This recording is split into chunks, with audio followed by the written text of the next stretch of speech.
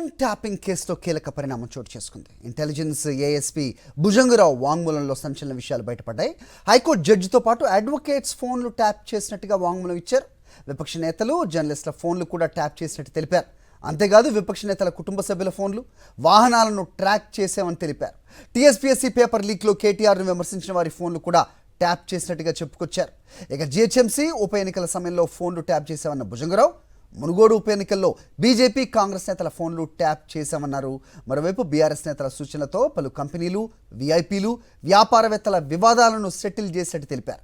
BRS ఆదేశాలతో ఎన్నికల ముందు పోలీసు వాహనాల్లో డబ్బు తీసుకెళ్లామని వాంగ్మూలం ఇచ్చారు.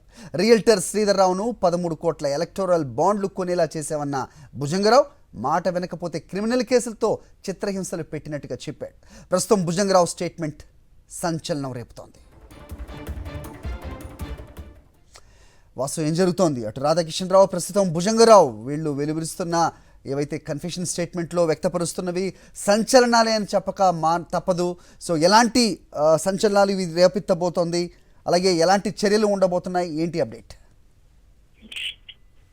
సరే, చూసా ఉన్నాం. నిన్న ఏదైతే రాధాకిషన్ రావు కన్ఫెషన్ స్టేట్మెంట్ వెలుగులోకి వచ్చింది. ఇప్పుడు తాజాగా ప్రస్తుతం అసిస్టెంట్ ఇంటెలిజెన్స్ లో పనిచేసినటువంటి భుజంగరావు, ఇదే ఫోన్ ట్యాపింగ్ కేసు అరెస్ట్ అయినటువంటి వ్యక్తి, ఇతర స్టేట్మెంట్ కూడా సంచలనాలకు కేంద్ర బిందువుగా మారుతా ఉంది. టీఆర్ఎస్ పార్టీకి అవసరమైన అన్ని పనులు చేసి పెట్టాం, మరోపక్క ఎవరైతే పార్టీకి వ్యతిరేకంగా పనిచేస్తున్నారో వాళ్ళ ఫోన్లు ట్యాప్ చేశామంటూ కూడా ఆయన తన కన్ఫెషన్ స్టేట్మెంట్ లో చెప్పాడు. భుజంగరావు బీజేపీ, కాంగ్రెస్ పార్టీకి ఆర్థిక సహాయం అందించే వారి ఫోన్లు కూడా ట్యాప్ చేశామన్న అంశాన్ని ఇందుకోసం టాస్క్ ఫోర్స్ తో పాటు ఎస్ఓటీలను కూడా, హైదరాబాద్ లో ఉన్న ఎస్ఓటీని కూడా మేము వాడుకున్నామన్న అంశాన్ని లేవనెత్తా ఉన్నారు. ఇక చూస్తున్నాం, సంజయ్ శ్రీధర్రావు సంబంధించి అతనిపైన క్రిమినల్ కేసులు హైదరాబాద్ లో నమోదు చేసి అతని దగ్గర నుంచి 13 కోట్ల ఎలక్టోరల్ బాండ్స్ కొనే విధంగా మేము అతన్ని ఇబ్బందులకు గురి చేశాం, క్రిమినల్ కేసులు పెట్టామన్న అంశాన్ని లేవనెత్తా ఉన్నారు. ఇక కామారెడ్డి ఎన్నికల కోసం ప్రత్యేక ఏర్పాట్లు కూడా చేసినట్టుగా బీజేపీ అభ్యర్థి వెంకటరామరెడ్డి, రేవంత్ రెడ్డి సోదరుడు కొండలరెడ్డి ఫోన్లు కూడా, వాళ్ళపైన కూడా నిఘా పెట్టాం. హైకోర్టు జడ్జితో పాటు అడ్వకేట్లు ఫోన్లను కూడా ట్యాప్ చేశామంటూ కూడా తన స్టేట్మెంట్ లో సంచలన విషయాలు వెల్లడించారు.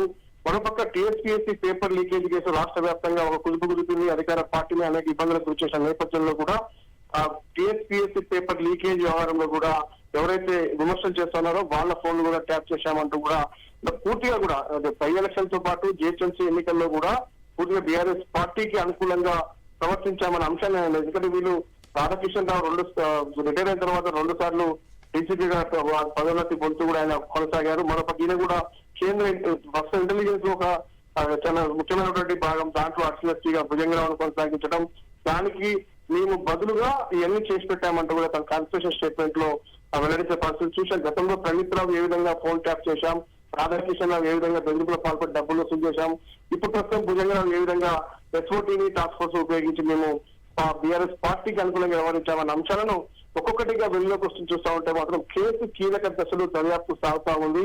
సైంటిఫిక్ ఎవిడెన్స్ లభిస్తే తదుపరి కీలక చర్యలకు ప్రస్తుతం పోలీసులు సిద్ధమవుతా ఉన్నారు. ఇందుకోసం ఒక బ్యాక్గ్రౌండ్ వర్క్ కూడా కొనసాగుతున్నట్టు తెలుస్తుంది. త్వరలోనే ఈ మరో కొన్ని కీలక అరెస్టు, ప్రభాకర్ రావు ఇప్పటికే విదేశాల్లో ఉన్నప్పటికీ అతన్ని అవసరమైతే హైదరాబాద్ రప్పించి అతని అరెస్టు తర్వాత మరికొంతమంది రాజకీయ నేతల పాత్రలు కూడా ఈ కేసులో చొప్పించే అవకాశాలు కనిపిస్తా ఉన్నాయి. ప్రస్తుతం అయితే ఇంటర్నల్ గా ఈ కేసు ఇన్వెస్టిగేషన్ చాలా కీలకంగా సాగుతుంది. ఈ నేపథ్యంలోనే ప్రస్తుతం ఒక్కొక్కరి కన్ఫెషన్ స్టేట్మెంట్లు బయటికి రావడం మాత్రం అదొక ప్రస్తుతం ఒక ఇందులో ఉన్నటువంటి వ్యక్తులు మాత్రం ఆందోళన కలిగిస్తున్న అంశం. మరొక పూర్తి స్థాయిలో కూడా పలువురు నేతలు, అధికారులు, హైకోర్టు జడ్జి ఇలాంటి వారి ఫోన్లు కూడా ట్యాప్ చేశారంటే ఈ కేసు ఒక కీలక దశకు వెళ్లే అవకాశం కనిపిస్తా ఉంది. All right was.